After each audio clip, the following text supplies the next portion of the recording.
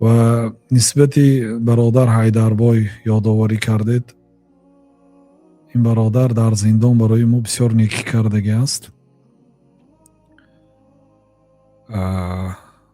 خاصتا 1.5 سال آخر پر را در یک جا زندگی میکردیم. الله تعالی رحمت کند. پیامبر صلی الله علیه و سلم گفتند که اذکروا محاسن موتاکم، نیکی های مرده هایتان را ذکر کنید و اینچنین آن آدمی که بر بالایتان حق دارد حق وی ادا کنید. واقعا الله تعالی رحمت کند. جا نامش را که گرفتید به خاطر ما آوردید. الله تعالی ایشون حیدربای رحمت کند. بسیار برادری صاحب عقیده درست و جانبدار حق بود. بار از نامش عمره کردم چند سال پیش. خد یک همین هم خدمت ها ما، یعنی هم سفر ها ما در همون سفری چی گفته بودم که از نام فلانی حج عمره کردم گفته. بعد ذکر کردم به یک نفر. این هم همین خیال در هیچ کس نگفتگی هست. گفته است دانلو سورو به یا سلام گفته است. در کجایی که باشد یا سلام گفته است.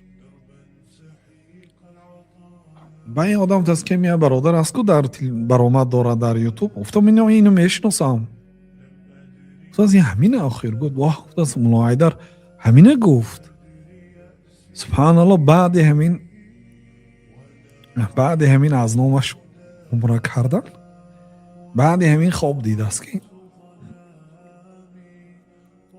همین خیلی سلام رسول است. یعنی در عملهای صالحی که شریعت دستور دادگی است از نام مرده ها کردنش واقعا ثواب میرسد و آنها آگاه کرده میشن.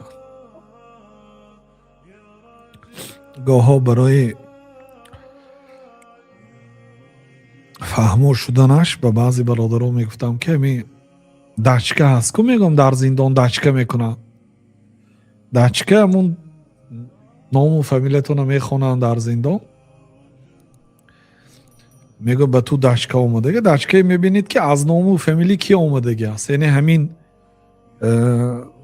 خوراکواری و خریدهایی که کرده فرستادگیش نامش نوشتگی است اونجا. یعنی از کی اومد هست.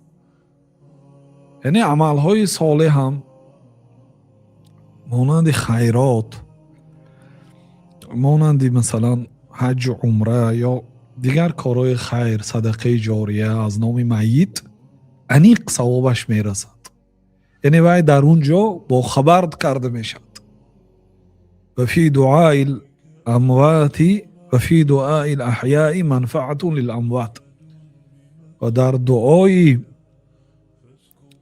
زنده ها برای مرده ها فایده است. وقتی که مثلا یا برادری که از شما پیشتر از دنیا گذشت دعا کردید یا از نامش صدقه کردید یا خیر کردید، حتما وای آگاهانیده میشد.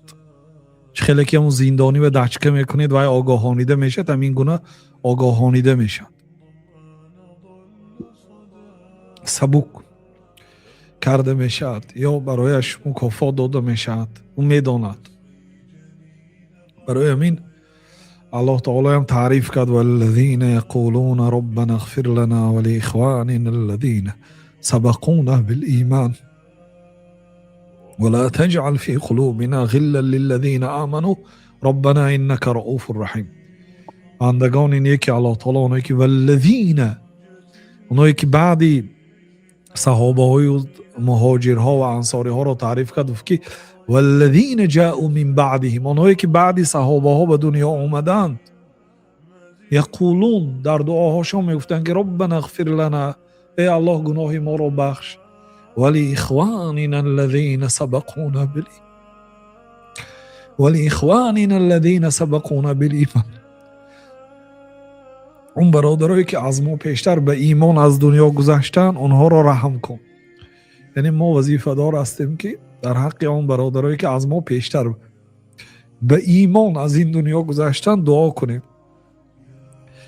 ربنا اغفر لنا ولإخواننا الذين سبقونا بالإيمان ولا تجعل في قلوبنا غلا للذين آمنوا ربنا إنك رؤوف رحیم. الله تمام برادرایی که از دنیا به ایمان به نزد تو رفتن آنها را رحمت و مغفرت کن، قبرهای آنها را پر نور و منور کن، قبرشان را به باغی از باغهای جنت مبدل گردان